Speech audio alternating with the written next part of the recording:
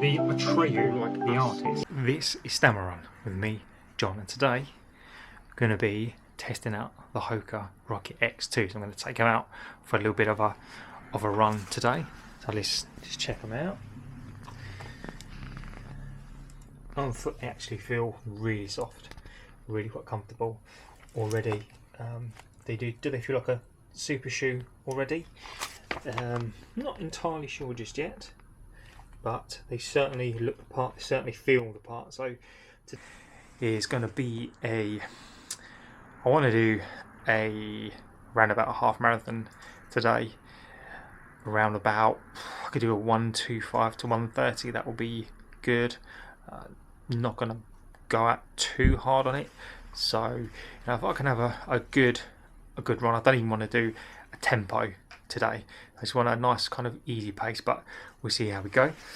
And so whenever I go out on a longer run, I take out some combination of a drink, and this is my concoction. So in here is actually water, creatine, some Carbex, and some Sedame in here as well. So I'll probably take this about halfway through just to give me a little of a pop towards the end.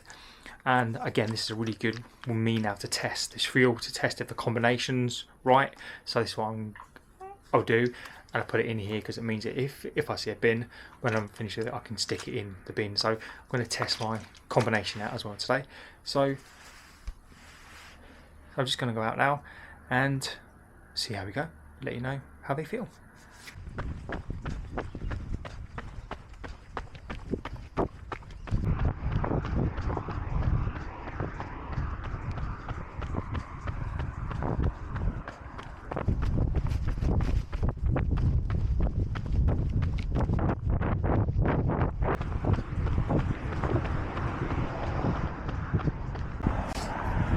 So that's 13.2 miles done, so that's a half marathon pretty much done.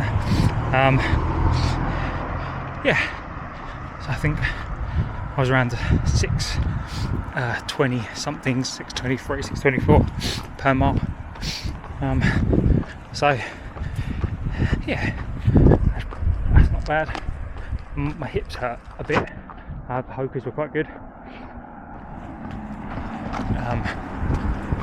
Yeah, Hokas were quite good. The plate is aggressive.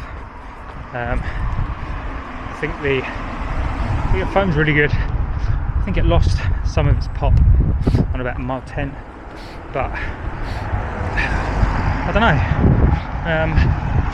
Would I use it for a full marathon? Don't know. I don't really feel tired. Knees are not too bad. So if I've done a 6:23 in these, towards the end they did feel flat, but I don't know if that was them or whether that was actually me. So it's the longest run I've done for a while, so I need to do another maybe 2 miles to home, so I'm gonna warm down now, and then see how we go when we get back. So yeah, not bad at all. I was quite pleased with that. So see you in a bit. Alright, so just back from the run, and that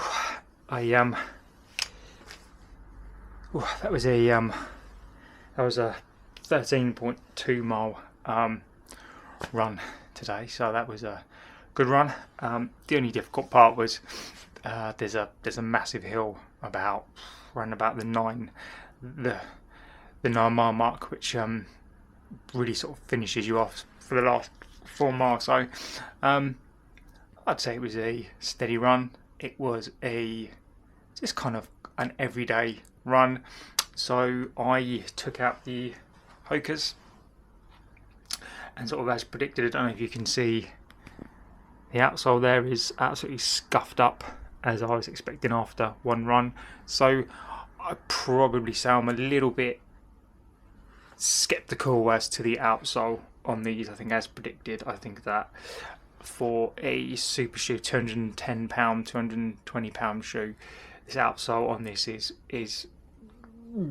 I don't think it's going to last. I think it'll get absolutely shredded up, to be honest with you. So this is a sort of shoe that you definitely don't want to train in, to be honest. I took it out today because I wanted just to see what it was like at sort of an easy-ish pace. I think it's definitely an interesting option. It's definitely a fast shoe. It definitely wants you to get on your toes. You can definitely feel that fork plate. I don't think it's an everybody shoe, because I think the midsole foam is not actually as soft as you think it is. In hand, it's really, really soft.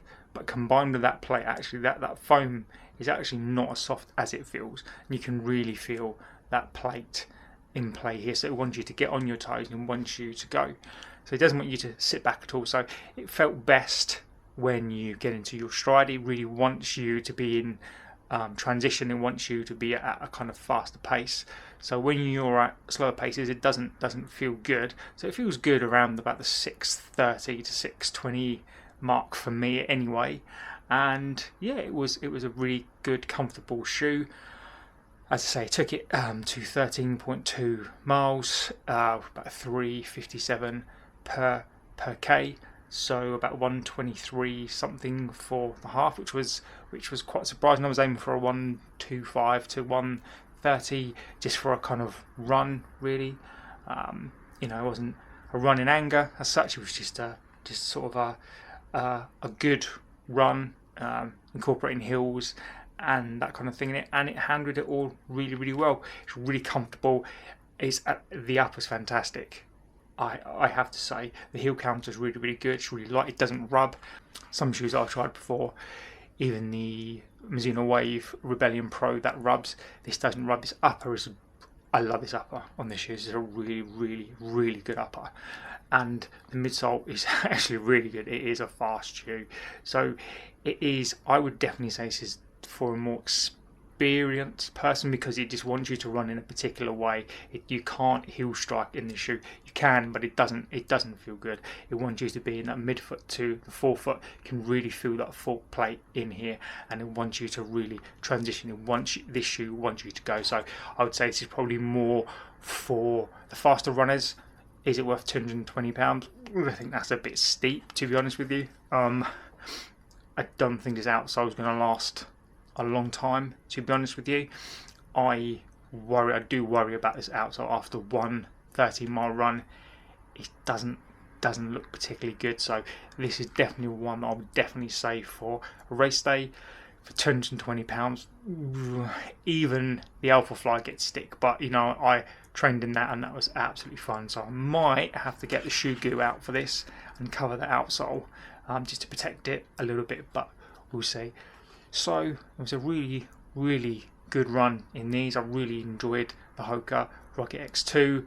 They're fast, they're comfortable, my legs feel really good, really, really fresh. So very impressed. Very good shoe. Bit expensive, outsole a bit concerning. So on that note, please don't forget to like, favourite and subscribe. Thank you for watching. Take care.